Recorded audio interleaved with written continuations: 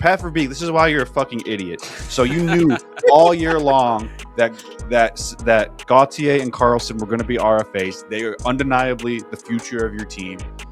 So what do? You don't get them signed as soon as you can, as soon as the playoffs end. You don't do anything. Instead, you start trading guys away and letting guys know that you're not going to re-sign them because you still are talking with them. You don't make any free agency moves. And then you end up fucking yourself because now you haven't been able to sign anybody. I don't know why they traded Olin Zellweger. That made no sense to me.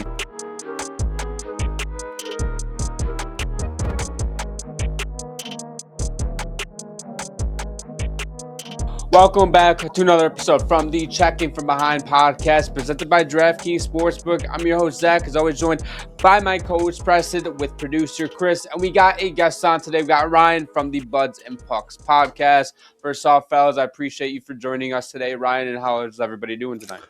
It's good, man. I love coming back on. I think I was on a few months ago, and there's a lot more to talk about. And the offseason's been absolutely fucking insane, so I'm pumped to get this going.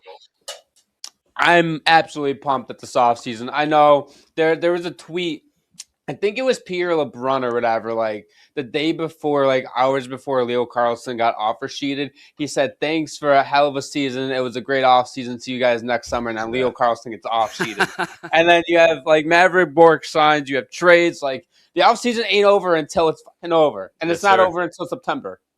So, I think with these RFAs we have pending, I think this stuff is far from over. Oh, yeah. Yeah. This is, in my opinion, at least for how long the podcast has been up and running here, this is the craziest the offseason's been. I remember last year we had, everything was leading up to the draft and stuff. We still had that craziness. We still, free agency was boring per usual. But after free agency at the first, it was dead. There wasn't any moves. There wasn't anything. Well, things are changing radically this year with the salary cap going up as much as it has been. And I think we'll get to this later, but I think Philadelphia might have just started a war when it comes to RFAs. Yeah, I think this is a little payback for the Cutter Go chase. This could change everything for RFAs. Like, he's not being over dramatic. This legitimately can be. Yes. And I think it will change everything. And it would not shock me if Bedard and Celebrini better be locked up. Celebrini will be locked up. Mm-hmm. Mike will do anything in his power to not let Celebrini get to July 1. He's gonna pay him whatever he wants. Let that happen. Yeah, we'll save that for a little bit later. Though, let's go over some of the quicker stuff because I have a lot to say about the offer sheet. Run it up. We got Blake Coleman being traded to the Wild. The Wild end up acquiring him 50% retained. They also get Oli Mata. The Flames acquire Jake Middleton at 2029 second, 2027 third, and 2028 fourth. I honestly don't think this is a bad trade for either side. The Wild go ahead and they get some forward depth that they needed because really outside of their top line, they don't really get much production. And they lose Matt Zuccarello to the Kings. I know, again, on a very cheap deal going over to LA. But at the end of the day, though, you still lose that veteran presence who can score and be that guy in front of the net. And they replace it with Blake Coleman here. And on top of it, you don't take on his entire salary, right?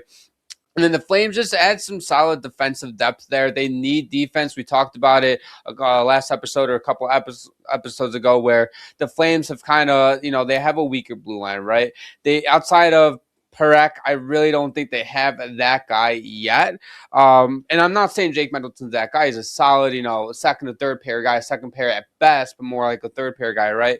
But he's going to be given a decent sizable role, a solid defensive shutdown defenseman. Overall, I give both teams here a minus for a very even trade. Don't forget they also traded for Simon Nemec, who they still have to sign. So they could they still have that guy that could be something. We just don't know yet. Right. And I mean, if you do have at least Nemec and Parak, that's a solid top two right there. Yeah. They obviously have a lot of work to do. And this, obviously, Jake Middleton being on the, a little bit of an older side, this isn't anything crazy. Like, oh my God, they have like a third defenseman that's going to be on the pair for the next 5 to 7 years. It's more of our blue line needs to get better now while they figure more shit out. Like, I think this is And solid. If anything, they have another chip to trade in the future. I know he has 3 years up on the deal, but it's a very reasonable cap hit. He's a very stable middle pair defenseman. Could play probably on a good team. He'd be a bottom pair, like Zach said. But he's a serviceable player, and you can end up probably moving him also if you wanted to get good assets back for him. So this is. I like this move for the Flames. And the worst case, you get a solid defenseman to play for you for the next 3 years and help your young guys develop. Yeah, I think it's a pretty win-win trade. I mean, Minnesota's needed some more middle six help. Mhm. Obviously, like you said, we're losing Zuccarello. Blake Coleman can kind of play up and down the lineup. And Middleton was kind of expendable on Minnesota. I heard rumors of maybe moving on for Brodin. They love Brodin. Middleton wasn't anything crazy. Like you said, a veteran defenseman could easily move off of him. Still valuable for Calgary, but made sense for both sides pretty easily. Yeah, no, it makes so much sense to bring in that veteran presence with all their young guys that they have. And then moving on to Alexander Ovechkin returning for his 22nd NHL season. Darren Dreger, do you hear that Alexander Ovechkin will not be retiring? He is playing another season in the NHL. Well, the way Darren made it sound was that Alex wasn't even going to get offered a contract. Yeah, that's what I got from the When tweet. did he say that he was not going to come back? Well, he said like the day before He signed, and he said something. It was like all indications are that Alex Ovechkin is done in the NHL. I'll pull up the tweet. Pull up the tweet. I Yeah. believe you. I just wanna get the don't know. I just exact don't know when he wording. posted it, but I think that's extremely short-sighted. I think the goal was, with the Capitals at least, was to rebuild their top six, get some good scoring up there, which they have done, and then get Ovi back and say, "Look, buddy, you just need to keep scoring goals. We have other guys who can carry the load for every other shift." But their forward depth chart's insane. They might have the best forward core. Like their fourth line, they just got Boone Jenner, like Justin Sourdeff's an incredible. His second half of the season, he was. They got Ilya Protas too. They did a really good job rebuilding on the fly and getting ready for next year, because their biggest issue was their goal scoring depth. Yeah. And now they have arguably one of the best top six in the league. I still think they're missing a true number one center, which is the main thing that I think will hold this team back. I still think Dylan Strome is a capable 1C. I will say though, I think he's a very good 2C, but when you're the Capitals, when you have the depth, I don't think they necessarily need like that superstar. Now, I like the point being brought up about them having one of the best forward depths in forward groups in the league. I think it's the deepest, but I don't think it's the best because, again, they don't have that bona fide superstar. I would argue that maybe Florida has a better forward group as a whole because they have like the Barclays. Well, they have a pure number one center. Yeah. But I still think the Capitals, what they did, they addressed their need, like Preston said, was goal scoring. They got that in Alex Tuch and Jordan Kyrou. And on top of that, both of those players, not only can they produce offensively, but they can also produce defensively as well and be those pests on the puck. So this to me kind of looks like they're taking a similar approach to what Carolina's done the last few years, is where a lot of people have argued for years, that including me, that they were lacking a true superstar player. They have guys like Aho, who's a very good player. I don't know if he's a true superstar in this league, but if you look at the Capitals roster right now, I don't think they have like a true superstar, a true 1C, and they play really well rounded as a team. And that's just what I'm getting a lot of vibes up from Washington, what they did this offseason. Yeah, no. Darren said, all indication in his belief is that Alex Ovechkin's career in the NHL has concluded. Well, he might need to get some new beliefs then. Dude, listen, okay? Somebody like Darren shouldn't be tweeting like that. Somebody like me should be tweeting that. With absolutely no fucking sources at all besides just some random 2-follower person who tweets it. Source? It came to me in a dream. Yeah. Darren Dreger sitting there like, per sources, me, not Alexander Ovechkin, me. Moving on to John Carlson signing with the Tampa Bay Lightning. And, of course, this happened, by the way, like 2 hours after me and Preston recorded on Wednesday, because, of course, it did. But he signed a 2-by-$8.5 million deal with the Tampa Bay Lightning. I honestly didn't really see the Lightning. That came out of left field, in my opinion. I thought he was going to, Washington. I for sure thought there was going to be a reunion there. I did. But then... The way they traded him away, I didn't think there was ever a chance of him going back to Washington. Personally, I know the return that they got for John Carlson was great, but I don't think it was still warranted. I should have thought they sat on their hands, but you know what? It is what it is. That's the past. The Tampa Bay Lightning get a really good defenseman in Carlson. Mm-hmm. He was really good in Anaheim for them. They add more veteran depth and just more second pair defenseman. He can even play, first, second power play unit as well. It's not as Victor Hedman's spot. But I mean, dude's still a stud. He's on the wrong age of 35. He has been for the last few years, but overall, I mean, I like this. I don't think his age is really a factor in any of this. No. It's a 2-year deal. He still proved in Anaheim that he had a lot of give still. So this is their Darren Radge replacement.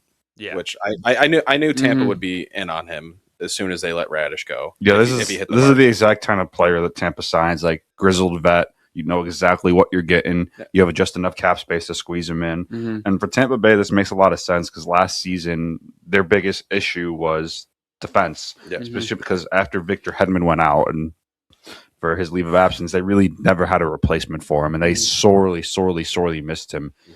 And John Carlson can be that Victor Hedman if Hedman does have to miss time this year for injury or for personal reasons. And John Carlson, when they're both healthy, they can play in a pair together and they'd be your top pair too. Mhm. And then I also want to bring up, this is another guy. Yeah, they just traded for his rights, but this is another kind of upper echelon player in the league that has just refused to sign in Carolina. Yeah, I didn't really see that happening at all. I don't. When they traded his rights, I did not see that working out. I don't know. Like I don't know what they traded up for. It's kind of similar to Toronto trading for Tanev's rights last time or 2 years ago, but I didn't really see them. It made too much sense for Tampa losing Radish. I like that decor, JJ Moser. Didn't want to give Radish the 8-year deal, which I don't blame them. But now you have three guys of Hedman, Moser, and Carlson. Then you have Chernak down there. Like their decor is just kind of just what it was last year. They were even in on Werenski when he was potentially on the Mhm. move. Yeah, Yeah. I think That JJ would've made a Moser was ton of part of sense, that too. trade. Yeah, that's the only place he wanted to go to. Yeah. And then that whole vetoed trade with Dallas that they were going to get Thomas Harley. I would have been so pissed if I'm Don Waddell if I could get Thomas Harley. I'm still pretty high on Thomas Harley, and the fact that he said no. I don't know why he said no. I guess I feel like Dallas is a great spot, and I'm Yeah. just curious of what the reason is. I mean, how many Team USA guys do they have on that team? Probably not enough for him, right? No. Yeah, Team Finland they got over there. Yeah, I don't know about Yeah, they do. I think the only American Olympian they have is Ottinger. Ottinger, and so that probably wasn't a high enough bar for Werenski, right? He needs minimum 15 players of Americans on that team. He'll go to Minnesota. He'll just go to Minnesota in a couple years when he's a UFA. You know what? Minnesota's going to come out here and just get Luke, Jack Hughes, Quinn Hughes. Oh, they already have Quinn Hughes. Fuck, I'm dumb. Zach Werenski, like, get the whole... No, fuck it. Go and trade for both Kachucks at this point. You know, why not? There's going to be a reunion of all those players on one team at one point. Oh yeah. Yeah, We're probably. going to have to make a new NHL team just called Team USA. Team USA. That's funny. Okay, so we got more news on the NHL front here. Mavrik Bourque signed a $5.5 million extension with the Predators. The second they traded for him, I loved it. I really loved it for the Predators. What McFarland's done there, outside of trading for half the Avalanche team, he's like made some really good moves. This is a great signing here. But he's taking advantage of the situation. Oh, 'cause yes. He knows it better than anybody. He knows how cap stripped they are. He knows how they feel internally about some of these players. I don't know if I'd say it's collusion Oh necessarily. no, I'm not saying it's collusion, but I'm just saying like But it's he's trading for players he's familiar with and knows he can get for And cheap. he and also all of them are pretty short risk, Mhm. low risk, like short term deals. Like I know they just extended Jack Drury and Mavrik Bourque, but Bourque that makes a lot of sense. No, he's a gonna good be your 2C. Yeah, he's going to be a great second line player I think he's done a really good job kind of rebuilding Nashville on the fly and getting him ready to be more competitive this year. Done a lot better than Barry Trotz. already. Signing all those aging veterans to terrible I mean, contracts. Stamkos has been fine. Yeah, Stamkos that's the only one that Stamkos has is been. really Brady Shea bounced 7x7 back is a tough one though. Yeah, Brady Yeah. Shea. Yeah, that contract was horrible the moment the ink dried on the paper. Yeah. I like Oh him my for God, that Dallas was- too, honestly. Like, I mean, it sucks that they knew the situation they were in, but at the same time, you dump Ilya Lyubushkin's contract. They're kind of in a cap pit there. So, end of the day, it sucks that you lose a player like Mavrik Bourque. It seems like they had one of the best young cores with Stankoven and Mavrik Bourque, and now they're both gone. But Yeah, end of the they day, got their Dallas guy need to in make some Rantanen, moves. and now Yeah. Stankoven's won a cup with Carolina before Dallas even got to the Stanley Cup final again. Mhm. Yeah. And I think this might be a hot take. I think Dallas's window is starting to close. Oh yeah, I don't 100%. hate that. all their 100%. players are getting older. I They mean, Miro I think there's Heiskanen's having trouble staying healthy. I think there's a better chance that Robertson's on another team next year than Dallas. Best case for Dallas, I think they go to arbitration and they get one more year and then he's gone. That, What would a that's- 1 year deal be worth? Like Whatever the I would- arbitrator yeah, decides. I would Like assume it'd probably 10, be around 11? 13. 13? Yeah, 1 year 13. I think Robertson's gonna come in at 13 or 14. Dallas is gonna come in at like 10. Yeah. So He's then they'll 100% probably settle to worth- like 11 and a it's- half. Yeah. He's 100% worth 13 to 14 million. Like I know you can use the argument of he should be paid more than Rantanen, but it's a year by year basis. Like the cap changes, Yeah. so you can't really look at it that way. So I mean, he's a 40-40 guy every single year. That's what 13, 14 million nowadays is going to get you. So I think it's for sure worth that, but I just don't think they have the money. And obviously Seguin making 9.5 right now is not great, but I think he has one more year left. So hopefully they can just give him a 1 year arbitration play deal next year. I don't know. Did he tear his fucking ACL again? Like, I don't even know what happened to him. Just unplug it. Unplug it. Yeah, like so I want to hop over back to Nashville real quick because what McFarland has done, I know I made a joke or whatever earlier about, McFarland taking the guys, but realistically though, like you brought up Preston, he knows that the Avalanche have been missing, they don't have a future, right? And he's been giving them draft capital, and I know the Avalanche shouldn't care about draft capital right now, but he's been giving them draft capital for players that maybe the Avalanche don't really necessarily want anymore. So he's been getting his guys that he brought over to Colorado right at the time. Well, he knows exactly who's expendable there and like who they're absolutely not going to trade, who they're willing to trade. He also knows, their draft capital situation, where if anything, he's going to Sakic and saying, look, I can take these players that you're not necessarily super high on. I could take their contracts off your books, get you guys some cap space. I know you have to re-sign Makar. He's going to cost you probably $18 million a year minimum. He might take a team-friendly deal, though. I wouldn't rule that out with Makar. But now I'm giving you more draft capital to get more players that you want. And you know what? McFarland going out and acquiring Jack Drury, Colton Ross, Niels Hoglander, like those are three guys right there that I thought were solid deals. Obviously, Mavrik Bourque as well. And you add Mavrik Bourque to a younger, set of players there with like Brady Martin, with your Luke Evangelista, with your Ozzy Weisblatt. I know I'm missing a couple of players there as well, but overall, like I like what the youth that the Predators have. I'm not going to sit here and say that they're going to be like, this all-world contender once everybody's in their prime, but I'm saying like I at least like their chances to get back to being competitive once all these players develop, as long as McFarland doesn't fuck it up, and I don't think he's going to. I think he's a very, very good general manager in this league, but I'm intrigued to see how he handles this roster construction, because like we all brought up there a few minutes ago, where you have some contracts that are on the higher end. Like I'm looking at that Shea contract right now. I can't believe Barry Trotz off. He has a full no movement clause. They cannot trade him. Oh my god! And you got to think about Barry Trotz is he put a timeline on this team by signing Saros. Yeah, when trading Askarov away, you put a timeline on this team because now you don't have a future in net. Mm-hmm. And then you're signing all these like 35-year-olds that are, let's be real, past their prime. Stamkos is still a good signing. Dude, he started off rocky. Yeah, Marchessault's been okay. The cap is not that. Was it 5.5 for Marchessault? That's fine. Yeah. The Shea contract's atrociously bad.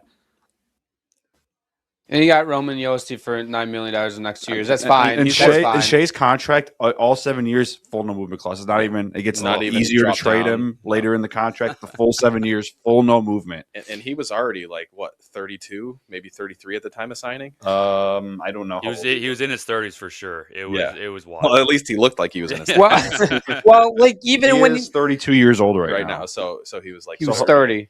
Yeah, so he'll be 37 when the deal expires. When looking at Brady Shea's stats and defensive analytics, it's when he signed the 7x7, it wasn't like he was this all-world defenseman. I mean, he had his best year ever. 47 points in 80 games, in my opinion, doesn't warrant the 7x7 for a 30-year-old defenseman. But they thought he'd keep playing like that. Especially at that time, too. $7 million at that time was still, right now, it's everyone's getting fucking, Vincent Desharnais got $4 million, the cap rate. Yeah. Oh, $7 million when that contract was signed. Yeah, it was bad. It was, like I said, it was bad contract the moment the ink dried. I don't know if there was a huge bidding war for him that took place behind the scenes, and Barry just gave him an offer he could not say no to. But Carolina could have been sitting there as all right, here's a 5x6 or something. Barry's all right, fuck you, 7x7, and no movement clause. How about general managers going to every single player? It's all right, I'll give you this $10 million contract, full no movement clause, all 10 years. What do they all say yes though? Yeah, and then you're fucked. He's like, I want to sign with you, but you don't have any. It's actually, the contract offer's been rescinded. It's why? He's well, I didn't think you say yes. Yeah, I was kidding, by the way. Just kidding. Okay, so. The Montreal Canadiens are making their waves and signing their younger guys. Alvin Demidov did it. on Wednesday. And then now Dobeš has also signed a 3x5.37 million contract extension.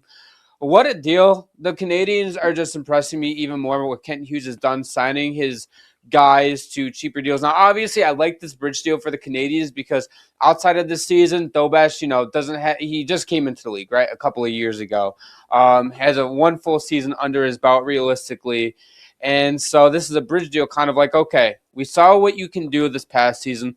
I want you to show us that you can consistently do it, because if they went ahead and if Kent Hughes was dumb and was like, okay, here's a 7-year deal worth $6 million, for example, let's just throw that out, right? And then that last season just turns out to be it was just like a fluke year per se, then the Canadiens, have this goaltender locked up for another 5 to 6 years, right?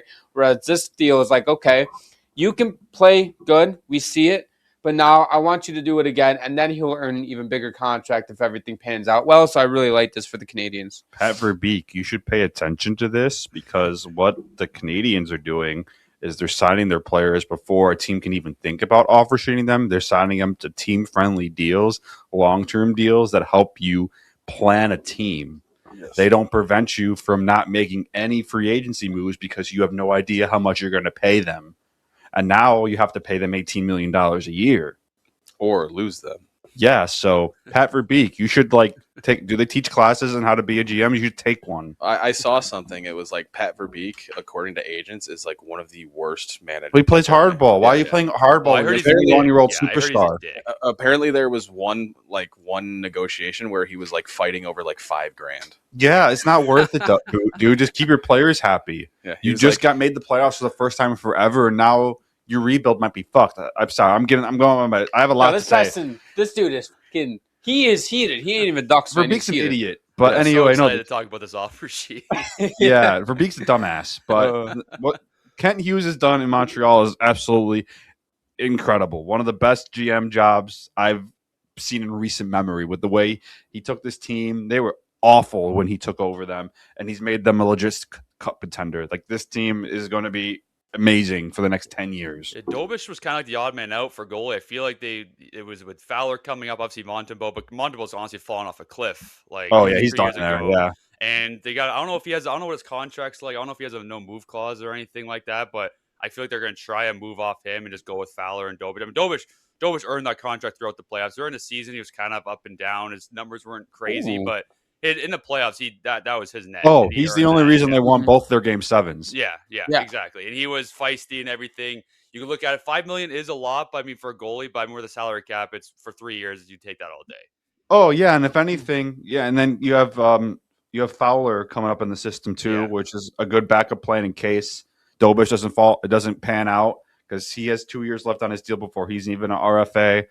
And worst case scenario, you can just trade one of them if they're both really good, which I think they'll end up doing anyway. Because if they both end up panning out what they could be, there's no world where Montreal can keep both of them. Yeah, right.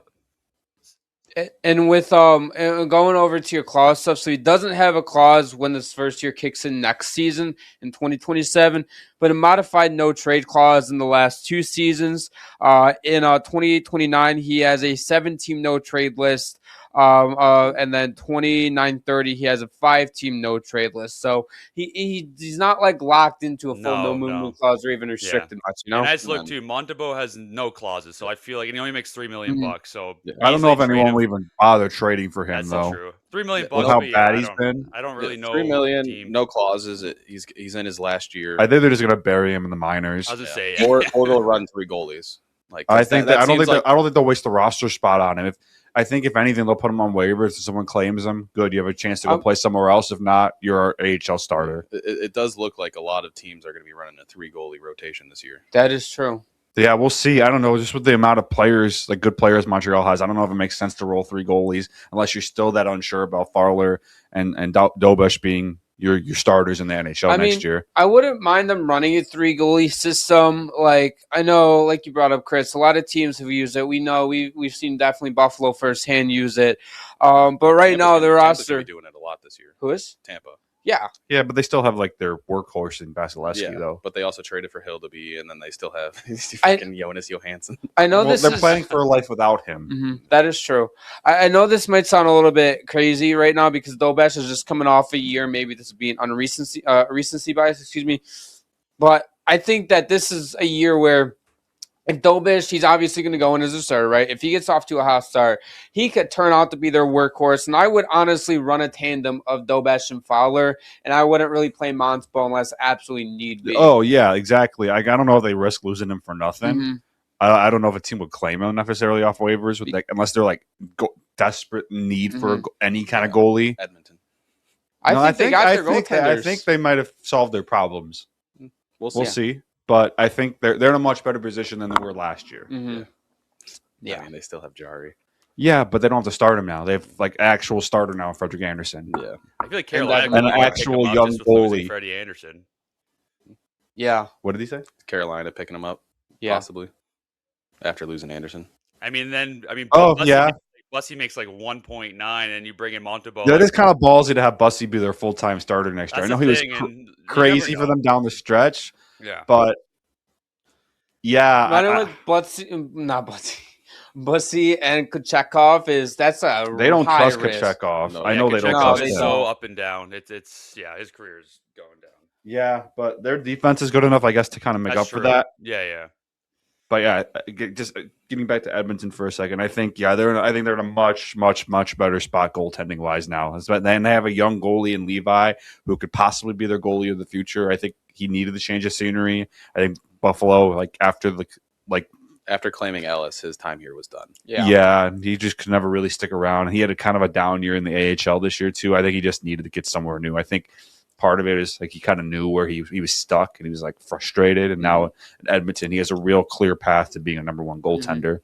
We all thought that was the case in Buffalo, and then Ukko-Pekka Luukkonen turned shit around. Well, then Alex Lyon was incredible last year, and Ellis played really well. And then the Sabres were like, well, we got these three guys, and he's gonna have to go on waivers next year. Yeah.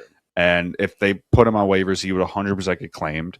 So we might as well get something for you than lose you for nothing, because we would lose you for nothing. And the plan originally was to have Luukkonen in there, and then Lyon was kind of going to be like that stopgap veteran until Levi was ready, and then Lyon has a great season. And had that cap hit, he's 1.5. Yeah, we'll keep him. And there was a point in December where they were going to trade him to Edmonton. Yeah, that would have been a mistake. Yeah. Mm-hmm. Sabres don't make the playoffs last year without Alex Lyon. They don't.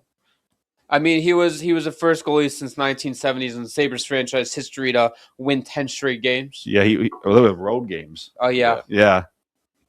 Insane. But anyway, did we have anything else to add on any of the quicker stuff? I got everything. And we also have, do you guys want to discuss Shane Wright leaving Seattle? Yeah, it makes sense. I think this is more of a failure on the organization than the player, where they kept drafting players extremely similar to him. They kept taking centers year after year after year in the first round. And at some point, you have to give him a ice time. I know he played the whole season in the NHL this year and didn't have incredible numbers, but I think it's just hard to get any, they're having a tough time getting any of the young players going right now. I think it's an organizational issue. And I think some team will buy low on him. And I think I don't know if he'll ever be the player that we thought he could be, but I think he can still be a solid 2C in the NHL. He could be like a 50-point guy. Yeah. I would sorry, go ahead. No, we talk about Seattle. You can say all you want about, they're trying to get better, trying to sign these superstars, but it's just their development and their management. They get these young guys, but then they sign these guys to horrible contracts. When they signed Stevenson to 7x7, they signed Bob McMahon to 6x6, and they keep pushing these young guys down. Might have been years. They keep drafting centers. Yeah. You keep drafting centers. I don't think the Bobby McMahon contract is that bad. But I think it was a slight overpay. He might have got more in the open market. Years, but was it 6x6, I don't know. something like that? It is a 6x5.7. Yeah. I mean, I liked him in Toronto. I thought he was a good complimentary player. Big, physical. His age. People in Toronto, I think people forgot he wasn't really a prospect. He played 10 years in college, and now he's 30 years old. But yeah, I liked him. And it's good for him to get 6x6. I actually didn't know if he was going to stay in Seattle, but yeah. And then he gets to Seattle and he instantly just starts lighting the league up. Because no one else on their team would freaking score. He had 10 goals in 18 games. The only other guy on their score that could score consistently is Jared McCann, Yeah. Like that's it. And he's been in trade rumors for, it seems like 3 or 4 years. Yeah, I like know. with Seattle, we know all about Jason Botterill. Good luck, Seattle fans, because I think he's gonna fuck you guys up. He when he was the Sabres GM, all he did was take us backwards. He had a glorious opportunity to have Jack Eichel, Sam Reinhart, and then obviously I think he was the one that drafted Donnelly as well. He had those 3 guys. He could have propelled us forward, and he just took us backwards. So He refused to sign Sam Reinhart to a long-term deal when Sam Reinhart was asking for one. Reinhart literally did not. So what happened was he ended up signing Reinhart to like a 1-year deal or whatever, 2-year deal, He kept right? bridging him. Yeah, he kept bridging him, and Reinhardt's like, I love Buffalo. I want to be here long term. He wanted to sign an 8-year contract. Yeah, he did. And Botterill did not want to offer it to him. And to my knowledge, you guys can correct me if I'm wrong, but Sam Reinhart never asked for a trade out of Buffalo. He never did. Yeah. Reinhart, the only reason Reinhart was like, fuck it, like, I don't want to be in Buffalo anymore is because he was so fed up with the fucking front office. Like, And then Adams was like, I didn't draft you. You're not my Well, guy. and then Yeah. Adams was dismantling the team anyway to rebuild it, especially after Eichel and Risto got traded. It was like, yeah, we're trying to move out of this old core. But that's enough about the Sabres. And now the main piece of that trade is now in Edmonton. yeah. Who was our first? Coolidge was our first round pick for Yeah. that, right? I mean, we'll see what he could be, but Yeah, and, going back over to Seattle where, like you brought up, Preston, not only is it an organizational issue, they drafted centers. They finally drafted a defenseman in this draft. they traded the first round pick for Mackie Samasevich, like a first round pick for him.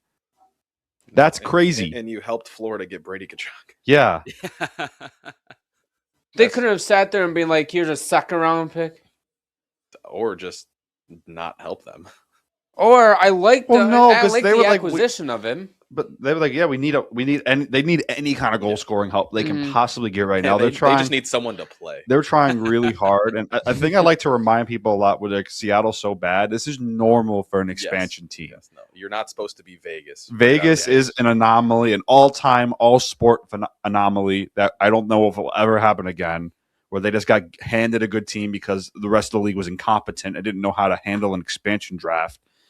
Seattle, it's normal to be god awful for the first 10 years of your existence. Almost every expansion team was.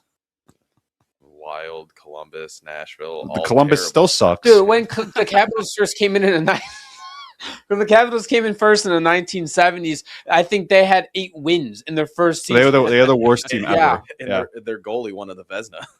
And he was like, their team was awful, but he was the one bright spot. Can you imagine being one of those like 8 loss, like one of the 8 teams that lost to them? Yeah, it's the same team.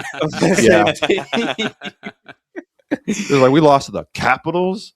What the fuck? It's like, fuck, man, let's fold. No, But Seattle has a lot of good prospects. I still think they need to figure out the goalie thing. They don't really have a number one defensive prospect. They've got some work to do. Yeah, for sure. it all comes down to this: a best of 7 battle, and DraftKings has you covered every step of the way. The DraftKings Sports app is now available in all 50 states and includes all markets. Sweat every shift of the series, all in one place with one app.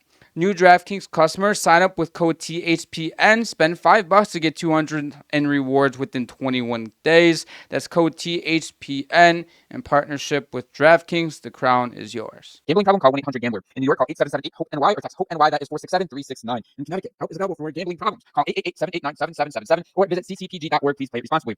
On behalf of Boot Hill Casino and Resort, Kansas, fees may apply in Illinois. Must be the age of 21 years or older. Age and eligibility vary by jurisdiction. Void in Ontario. Bonus bets expire 7 days after assurance. See sportsbook.draftkings.com/promos for details. NFL Sunday ticket offer for new subscribers only. Auto renews until canceled. Digital games and commercial use excluded. Restrictions apply. Additional terms at youtube.com/go/NFL Sunday ticket/terms. Limited time offer. All right, before we jump right back into the episode, we got to shout out today's sponsor, 500 Levels. Listen, if you're a hockey fan, a sports fan, or honestly someone who just wants to rep clean, high-quality sports apparel gear without paying stupid prices, 500 Levels is where it's at. These guys make some of the best player-inspired designs in the game, not the generic stuff. I'm talking unique, original artwork that actually looks good.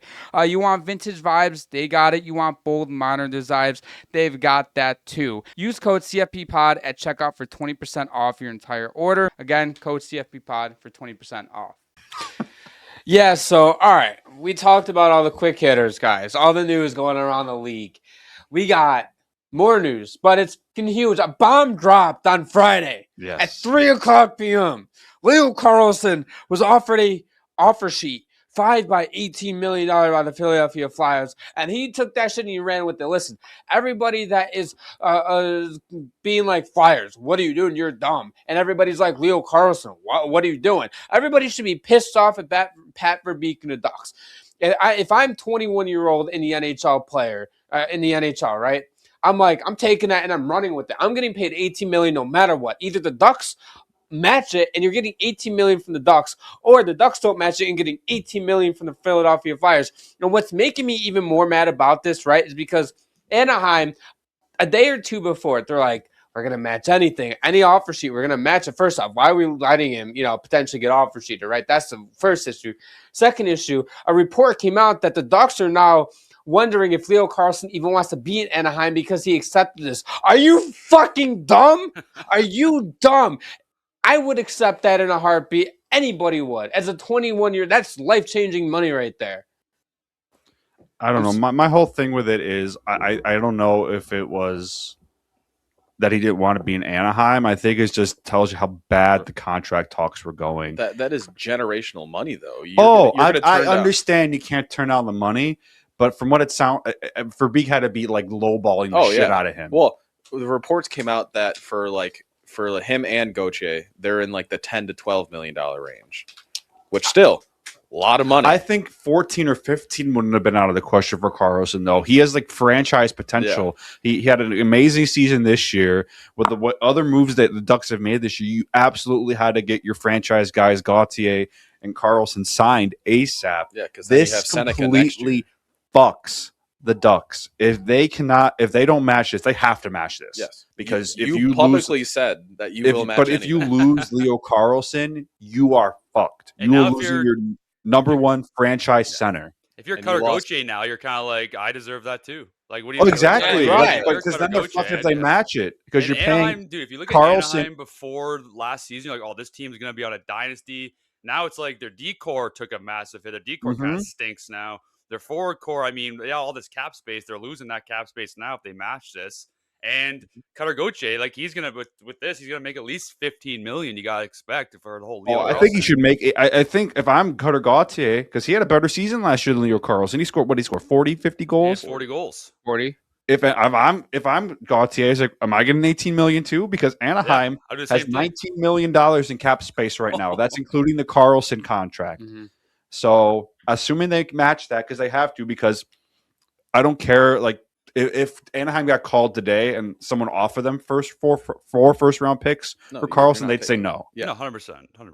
And then you also got to think Seneca's also due for an extension next year. But this is going to completely change everything for young players. And this Pat Verbeek, this is why you're a fucking idiot. So you knew all year long that Gauthier and Carlson were going to be RFAs. They are undeniably the future of your team. So what do? You don't get them signed as soon as you can, as soon as the playoffs end. You don't do anything. Instead, you start trading guys away and letting guys know that you're not going to re-sign them because you still are talking with them. You don't make any free agency moves. And then you end up fucking yourself because now you haven't been able to sign anybody. I don't know why they traded Olin Zellweger. That made no sense to me. He wasn't going to cost them much. He was a good player. I don't know if Verbeek just didn't like him or something. And they are decimated on their blue line now. And they're completely fucked because now they're going to have no cap space because they still have to sign Cutter Gauthier. And if Carlson's getting 18, even if Gauthier takes a team-friendly deal, was it going to be $15 million? Yeah. Well, on top of this as well, too, okay, this is what Pat Verbeek, this is where he fucked up even more, right? Last offseason, excuse me, Carlson was asked about a new contract, and then the reporter brought up, he was like, would you take 9.5 or 10? And then Carlson chuckles, he goes, yeah, for sure. That was your cue right there to just sign it for $10 million and move on. They don't do that, right? Wow, that's kind of a ballsy question for a reporter to ask. Fuck. I know, right? I mean, these reporters, man. But so not only on top of that, right? Cutter Gauthier 69 points, Carlson 67. Like we've all brought up, if you're Cutter, you want that big boy contract now, right? You're not willing to sign anything less than that $14 million, $15 million range, right? It wouldn't surprise me if he's the next offer sheet. Exactly. Yeah, like that's what I was about to say. Like, who's to say that the team's going to make it even harder on the Ducks where it's like, okay, what if we're going to sign Gauthier to an $18 million offer sheet too? You can't match both of them. Hold up. If you're a team, right, you do that to Cutter Gauthier, right? Also as well, too, another RFA, Pavel Mintyukov, offer sheet him. You know what? In 2 years, like you brought up, Bekic Seneca is due for a contract. He's an RFA as well, right? This is why you don't fuck around. You get him signed as soon as you can. Like, I was so happy that the Sabres got Zach Benson signed before July 1st because I think there's a really good chance the team was going to offer him a really high offer sheet. And the Sabres ended up getting him on a long-term deal at a manageable cap hit. So that way they could go into free agency. They know the money they have to spend and not have to worry about losing their guys. That's what a good GM does, Pat Verbeek. That is what Kent Hughes has done in Montreal. That's what almost any other GM does. And like people are saying, oh, the Flyers are kind of assholes for doing this. Why? They have an opportunity to get a number one franchise center. If they lose the 4 first-round picks, if you get a franchise guy, that's 100% worth it. And they can't draft either. Their last 4 first-round picks are pretty much nothing. And if you look at the Flyers, like they are desperately in need of a center, especially a first-line center, and this could change everything for them. Not being overdramatic. No, and like this is crazy. Like when Chris told me this happened, I didn't believe him. It's like $18 million for he's going to be the highest paid player in the league. I'm sitting here right now. So it was Friday at 3:00, and I'm sitting there. I'm doing some editing work or whatever, and throwing down some topics for this episode right before I actually went to work, and Chris calls me 2 times out of the year, right? Usually it's big shit when he calls me, right?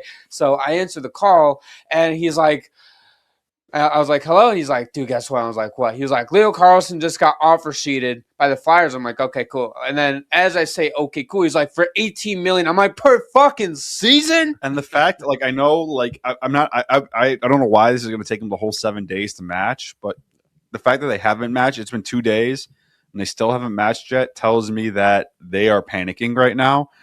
And if they end up losing Carlson, I think Pat Verbeek needs to be fired. Yeah. I did read somewhere that the Ducks do have like one of the wealthiest owners in the league. Oh, the money's not a problem. It's just it fucks your cap. But the way they structured the contract, it's like Carlson's getting like $40 million in like the next like 12 months. Yeah, I don't think that's the issue. I think the issue is the $18 million cap hit. And how you have all these other great young players that are going to have to be paid. This is going to completely change everything for teams signing young players off of ELCs. I'm surprised Bedard hasn't been extended yet. I mean, I think Chicago, even if they offered him like the $20 million max, the Chicago would instantly match that. Yeah, and I've seen with Leo Carlsson here, speaking of the contract that you brought up there, you want to know how much money he's getting in bonuses over the next 2 years? $38 million. He's getting all of it. By the way, he's given almost the whole contract in the first 2 years. His entire contract is pretty much bonuses. His highest base salary is $1 million per season, and that's the last 2 years of this, $18 million. So he's getting all bonuses. And like you guys have brought up, Connor Bedard, I've seen some people saying, fuck it, if you're a team, give him the max. But like you brought up, Preston, if you're a Blackhawks, you have so much cap space to work with, you're just matching that. But if I'm any team with like a high-end RFA right now, like the Blue Jackets starting to get a little bit nervous about Anna Fantilli. They haven't gotten them signed yet. Jason Robertson, I think Dallas would actually might welcome an offer sheet if they were getting 4 first-round picks. They'd say, well, I think take them. Probably. Or like if you offer him the max, you get 5. Yeah, I don't think any team's going to offer Robertson the max. No, but the Carlson contract is like, I think I saw $70,000 short of it being 5 first-round picks. Oh, they did that on purpose. They're like, we'll give up 4, but not 5. Yeah. I heard there's a team that was going to offer Leo the full max, like the 20.8, whatever the max contract. Yeah. No, there were my life that was Seattle though. Yeah. It might be Seattle. It might be Seattle. It's fucking funny. Yeah, no, I've heard even with Mintyukov, there's multiple offer sheets being talked about, and I mean, I've seen that one's been presented. I mean, obviously, we haven't heard if it was signed or not yet. Well, I don't get why you're not. There wasn't like a second round pick if it's below like $4.7 million or something like that. All Like these you do that trade instantly. All these GMs can kind of work in tandem right now to collectively, like let's say Briere calls, like let's say he calls Seattle and says, "Look, if you offer Gauthier this offer sheet he can't turn down, we're both going to get our guy because they can't match both of them, right? Yeah. It's like let's fuck them together." But then the Verbeek's like, "I'm going to get 8 first-round picks, though." Like I don't know. It's hard to say no to 8 first-round picks. Yeah. But it's also the Ducks. Wait, hold on. But Seattle's still going to suck. But it's still the Ducks. It's still the Ducks. Yeah, I don't know. If I'm a Ducks fan though, I am You're pissed. I am so upset yeah. right now. Well, again, You have before your the season, first you're looking year at like in, this team of the future. Like before the season, you're like, oh, Mason McTavish, all these young guys, and now everyone's just forgot about fucking McTavish. gone. yeah, too. Verbeek fucked that up too. He sounds like he completely ruined the Well, look at his relationship track in the history. organization with Ziegler's that player. gone, McTavish gone, Zellweger gone. Like this whole core is just fucking shriveling It's down. interesting with the prospects in Anaheim. It's like they either fall in love with you or they just trade you away for nothing. And then they end up being like Zegras and Drysdale. Like the Drysdale trade wasn't that exact. I think you got Anaheim, Gauthier for him. if they keep Gauthier, Yeah. Trevor Zegras, they kind of gave him up for nothing. I think Zellweger, they're going to end up regarding trading him to Buffalo too, because he was my whole thing was he was a second round pick. Yes. Like the second pick in the second round. So it's not like a late first rounder, if you also think about it that way. You spent 3 years developing him. He's an NHL player now. What do you trade him for? A second round pick. So you want to do it all over again? Anton Wahlberg isn't nothing. No, he's not nothing, He's but gonna he's be not a middle six. He's not not. He's not. Zellweger. He's not a top 4 pair defenseman that you spent 3 years developing him with a early second round pick. And now what? You're paying him $3 million a year? Like you'll do that all day? Like Yeah. it's crazy.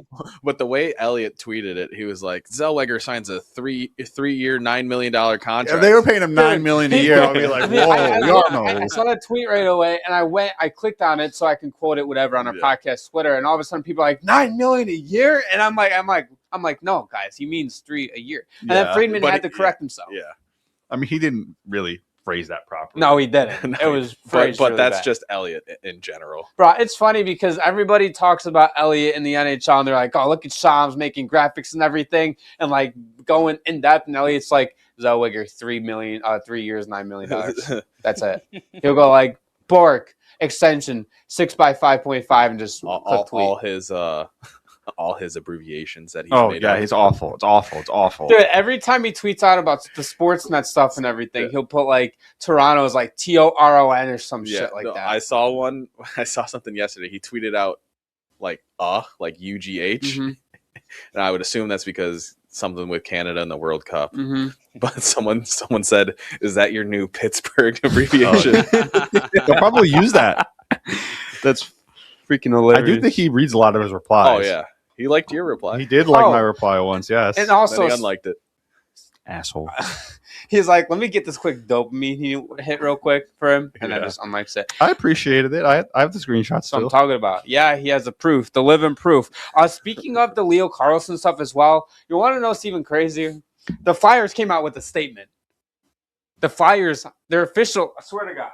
Just now? No. This was after it happened. This was Oh. Friday.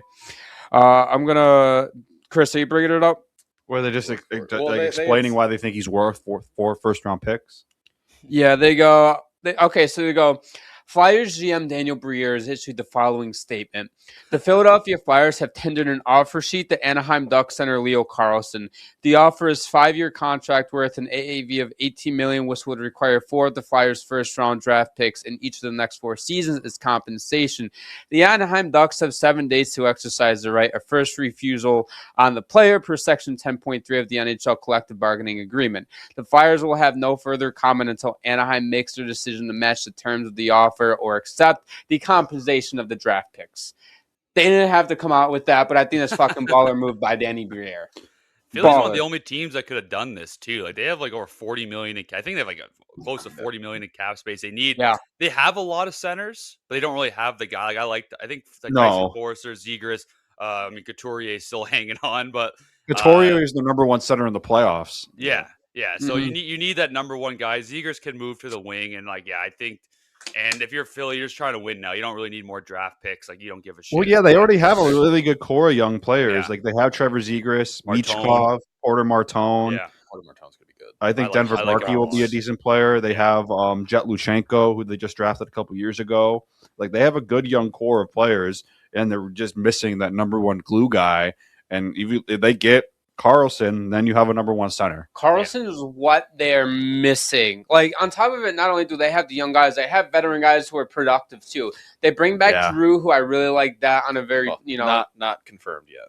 Oh, has it not been confirmed yet? No. Yeah, I didn't know No. that either. Then I got a I think notification saying I think that isn't Leafs are in Ottawa on still him. pushing hard to bring him back? Ottawa's pushing. Edmonton's pushing. You know, Well, I think he's got to nothing's decide. final yet. Does he want one more cup chase, or does he want to go back home? If he wants one more cup taste, I'm here in Buffalo. Depends on what home is to him. Obviously, Well, I mean, Ottawa, he's from Ottawa and he went home. I meant like home to Philadelphia. yeah. Finish your career where you started. Yeah, because I imagine this would probably be it for him. Probably. They don't need more old centers on that team. I don't know if that fits a fit. I don't think he costs that much, No, though. I think it'd be more yeah. like a retirement tour It'd type be a of Jamie thing. Benn deal, like an $850K. Yeah. Or something like Am I crazy to think this, though? Like, if the Ducks don't match with Leo Carlsson, I would put Philadelphia back as a third team in the Metro right there behind Washington and Carolina. 100%. If they get Carlson, if they get Carlson, and the oh, Ducks for don't sure. match. I think they're a top 3 team in that Yeah. division. Yeah. I don't know. I would like to think that They would need to move some money out, though. And I know Risto's on the block because they right now they have $25 million in cap space. Let me just make sure that's right. that is Well, right. I had yeah. heard, rumblings of, maybe they wanted to move Owen Tippett before his Okay, they have $30 million in cap space before right his now. no move clause kicks in. I did see that. Obviously, they don't do that. Yes, So they have about $30 million in cap space right now. So if you get their Carlson contract, it go down to like $12 million. 12, yeah. You still have to sign Zegras. He's not going to cost $12 million. Well, him Hopefully, and Drysdale both RFAs, so you gotta expect together they're gonna make quite a bit of money. yeah. together, they'll probably be then 12. that's when they're going to have to Let's say move 12 some guys 15 out. together, probably. Because And Jamie that's when- Drysdale right now is making 6.25 for the next 4 years. So I would assume if you're Zegras, I mean, I think he could get a sizable contract, a little bit more than 6.25, but he's not going to cost you an arm and a leg, I'd say probably 7.5, 8. Mhm. And people were kind of questioning, why the Flyers traded for David Jiricek. And I think that's exactly why they had the plan for this. Because then you have you and defenseman move into your system. You're going to have to move. Like Risto, to me, is the obvious guy they're trading. Yeah, Wouldn't 1 shock year them if they try to left. move up. Yeah, I think they're going to try to move Sean Couturier again. I don't know if they'll get any takers, but I think they'll try really hard to get that contract out. How many more years does he have? Because he's like $7 million, and he definitely He has has a 4 more clause or years left, something. but he has a full no movement clause. Ooh. I don't think he's going anywhere.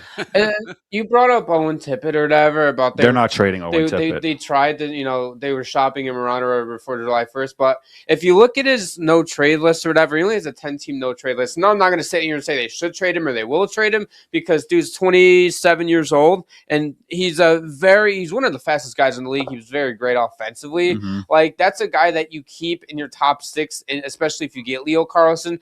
If the Ducks don't match to get Leo Carlsson, Owen Tippett, you're off the table. You're staying in Well, Philadelphia. if they get Leo Carlson, though, like that first line, like Carlson, Martone, and do you put Michkov or Zegras on that first line? That's a good first That's line. great. I And put Zegras. Yeah.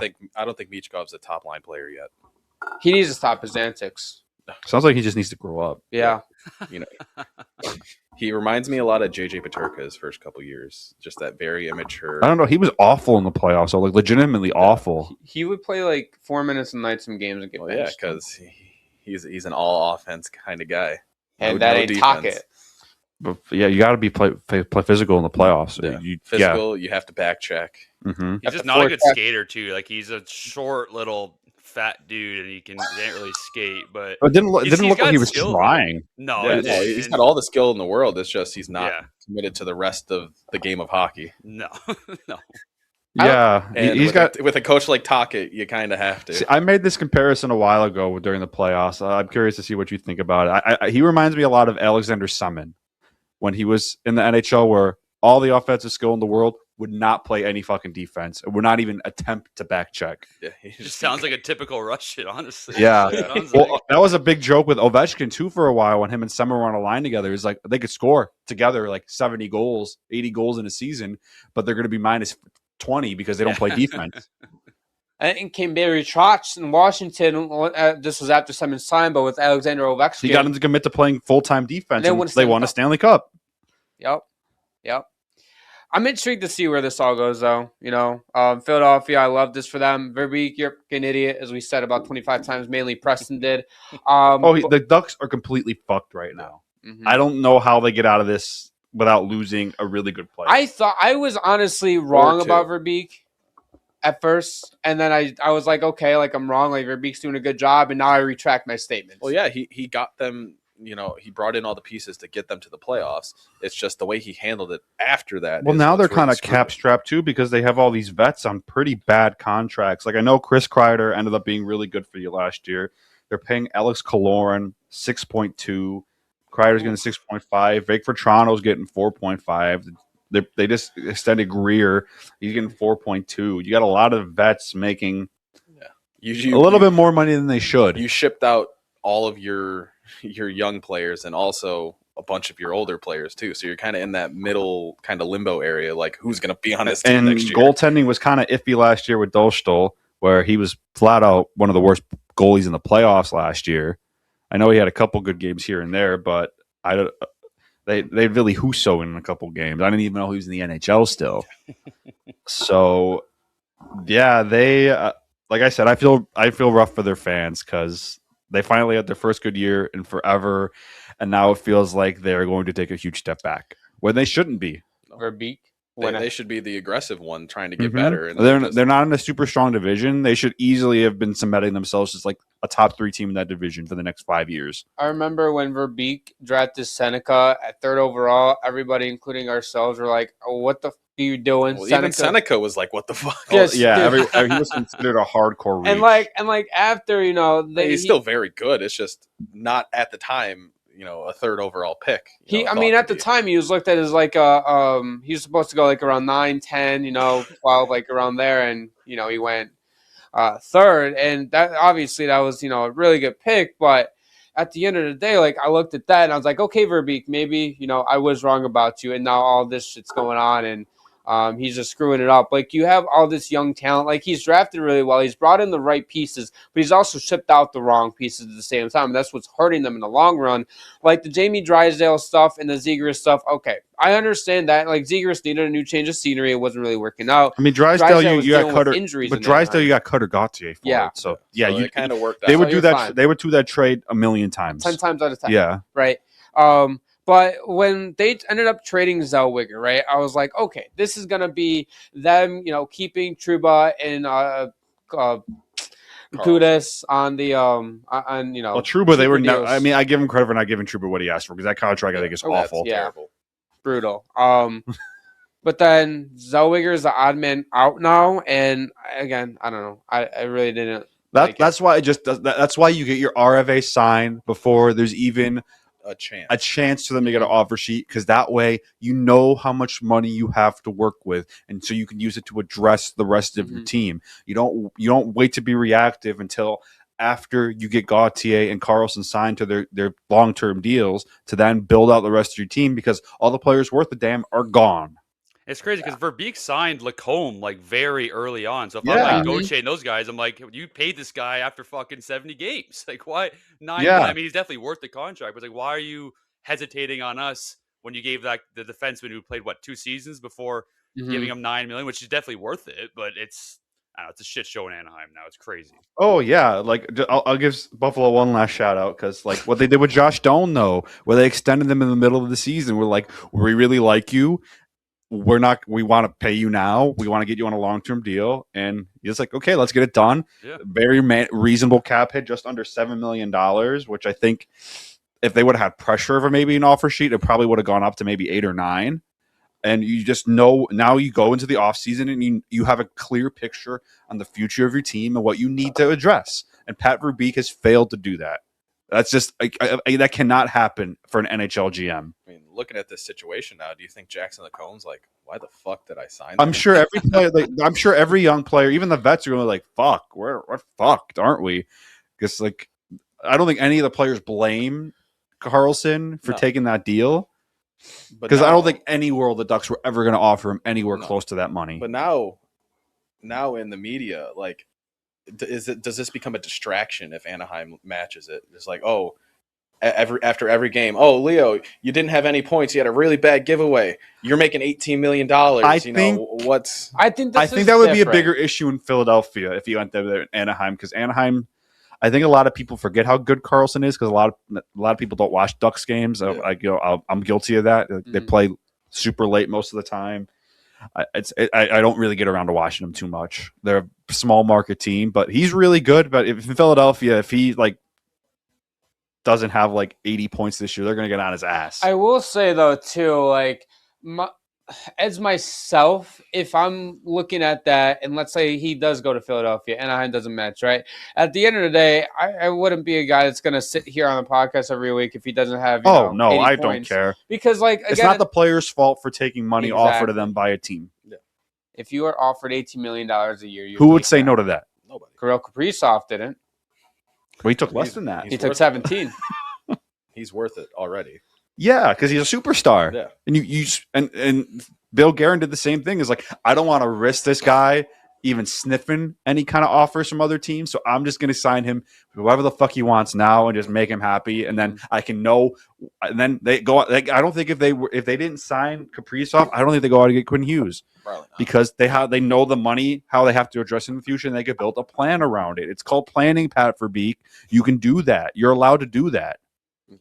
You're allowed to look into the future and see, Mhm. you know, what's out there, what you have to plan for. Like Montreal, like, okay, I'm going to get all my core locked up to team friendlier contracts right now, and they can still go out and get a top 6 forward. They still have a ton of draft capital. They have a huge prospect pool, and they have cap space. Mm-hmm. Like, they can, if they really wanted to go back to Toronto and revisit Matthew Nyes, they 100% could.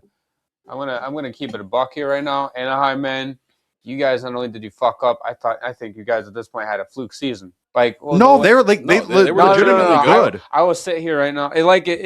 Because obviously, again, a lot of this depends right now, you know, on what they decide to do. If you let Leo Carlsson go to Philadelphia, I think it's a fluke. Oh, they're done. Well, It done. It wasn't a fluke season. They definitely deserved. What do you mean by fluke season? As in, like, this season, they're not gonna be good. Oh, you know, that's because obvious. they're gonna have a fundamentally different team now. Absolutely. Well, you can't call this past season a fluke. No, they were legitimately a good team they last year. deserved to be there. No, Yeah. by fluke, I'm not saying they weren't good. They were legitimately a really good team. Like, they deserve to, you know, make the playoffs and all that stuff. But I'm saying this isn't going to be like a consistent This is going to be a regression season. Absolutely. It's going to be like when the Jaguars every once in a while win their division, and you're like, "What the fuck happened that year?" It's like they're one game away from the Super Bowl, and then they're just back to ass. Yeah, I was like, that was a weird year. Okay, and then 3 years later, they make it to the playoffs, and they come back down 30-0 in the second half. Yeah, well, weird year, huh? Yeah, no. This definitely is not. It was not a fluke. It's just Pat Verbeek can't step out of his own way. Yeah, I think he just assumed, like, this is a different NHL than it was even 5 years ago, where you just have to assume that every player is going to take a team-friendly deal, and you're not going to really have any issues getting your young players signed. Like, just the pure fact that someone offered Carlson $18 million a year is going to change everything going forward for these young players, but these high-end young players coming off of ELCs, where they're going to see, like, look what I did in my first 3 years compared to Carlson. He got $18 million. Why are you only offering me $9 million? Mm-hmm. I bet Demidov's pissed now. I don't think he is. No. I think that they're all really. I think when your teammates are doing that too, in your leadership group, and they're all taking it makes it easier. Because at the end of the day, like, money's money. But, like, Montreal, they're clearly trying to build an identity of players who want to win first. Yeah. This is the new NHL is going to be like how, like, every offseason in the NFL, there's a new highest paid player. It's just going to keep going up. Yeah, and we're going to have to get used to numbers going up for salaries, because if the salary cap's going to keep growing exponentially like they expect it to, fourth line players are still going to be making $7-8 million a year, which is insane. But that's just the reality of it. You used to have a fourth line of barely $2 million. Yeah, like back in the day, like if a fourth liner was making 1.5, it was like, whoa, yeah, that's an overpay. Yeah. Now AJ Greer's making $4 million. Yeah, which is insane. Like, he's a pure fourth line grinder, and he's making $4.5 million a year. Even Marchman's like a middle six kind of utility guy, and he's making $7.5 million. Yeah, the Sharks had a interesting offseason. I think he was going to get around that no matter what. No, for sure. It's just, the Sharks. I mean, I thought they were winning the offseason with their draft, and then they're paying. They completely. Then they got Jacob Trouba and Darnell Nurse. Then Greer got a little too money happy. They're paying Darnell Nurse. Well, even they get Kesselring $4.5 million. Yeah. Like, I get, he still had. I think he'll be better. Him off potential. Yeah, but like, you have to look at his last year in Buffalo. He was terrible. Yeah. The one playoff game he played 2 shifts, and Lindy was like, he was getting benched for Luke Shen and Logan Stanley. Well, Logan Stanley, they were going to play no matter what. So Cohen. But Mike Greer, you better be on the phone because Celebrini and Will Smith can sign extensions now. You better get that done as soon as possible. And Askarov, next offseason, all three of those guys are RFAs next offseason. Yep. I'm not saying Askarov, like he's their future goalie. He hasn't really taken that next step yet, but he will. Yeah, I think that's confident part of the be. reason why Greer went out and was so aggressive in acquiring a veteran D because, like, I don't think Askarov was really that bad last year. That defensive core was horrifically bad. Yeah. Without Celebrini, they might have the first. Didn't they only win like 2 games without him this year in the games he missed or something like that? When games that he didn't score. Oh, it was he didn't score. Yeah, it was. They were like 1-15-3 or something like that. Yeah. Their D-core definitely got better. It's just the cost of it all. Like I definitely think like it's the fact that Edmonton got rid of Nurse's contract and got that Mahakadula. Oh yeah, is crazy. I think I'd rather have 2 cones out there than fucking Darnell Nurse and James Trouba. 2 cones. The thing is though, like Darnell Nurse is at least okay in his own zone. He'll block a lot of shots. I think the whole idea with that is to try to get Askarov's confidence building and get him ready to make that next step, and just having any semblance of improved defense in front of you is going to help you a lot. Yeah. And that's what I always say is like if you have a good defense in front of you, you'll be an okay goalie. Mm-hmm. A good defense in front of a mid goaltender can make them look better. Look at Bussy. I was going to say, look at the Stanley Cup. Dude, he would make an insane save when he would need to. Like he reminded me a lot of Aiden Hill a few years ago when Vegas won the Cup. Aiden Hill, if you look at his stats, pretty unremarkable goalie. Yeah. That year in the Stanley Cup playoffs where they won the Stanley Cup, he played out of his fucking mind. Yeah, he had like a 93 save percentage. Coming in and just instantly turning that team around. But Bennington had a pretty solid career though. Yeah, he has. Yeah. Like it wasn't like I'm just saying like him coming in right out the gate. Oh yes, but Bennington built that into a solid career. Aiden Hill's a backup again. Yeah. And it might not even be a backup. He's a backup. Like Aiden Hill, like that was just a weird 1-year blip on his career where Bennington had a good. He's a good goalie. Mm-hmm. Yeah, we'll see. He is, dude. Look at his stats. He won a Stanley Cup. Like he's rage baiting. He was the starting goalie for Team Canada at the Olympics. He played really well in the Olympics. He's a good goalie. I mean, that's just because Canada's goalie is really falling off a cliff. Why the hell are you hating right now, dude? Why are you hating? Bennington is a good goalie. I'm just saying. He had a great career. We're far from the Carey Prices of the world. Oh, I agree with you, but you could do a lot worse than Bennington. You could do a lot worse, like a lot. I don't know, why do you hate this guy so much? What do you do? Fucking throw a water bottle? That's okay. Oh my god. That's gonna end it for today's episode. If you guys enjoy all of our content, head over down to the description below, as well as Ryan. If you can let the audience know where to find your podcast there. Yeah, you can follow us on our socials on Instagram, TikTok, and all that, Buds and Pucks, as well as our YouTube channel and Spotify, Buds Mafia. So yeah, go check that out. Appreciate you joining us. It was very fun to have you on. And if you guys want to follow us on Apple and Spotify as well, subscribe, notification bell over on YouTube. New episodes every single Sunday at 7 p.m. Eastern through the off season. And we'll see you guys in our next episode.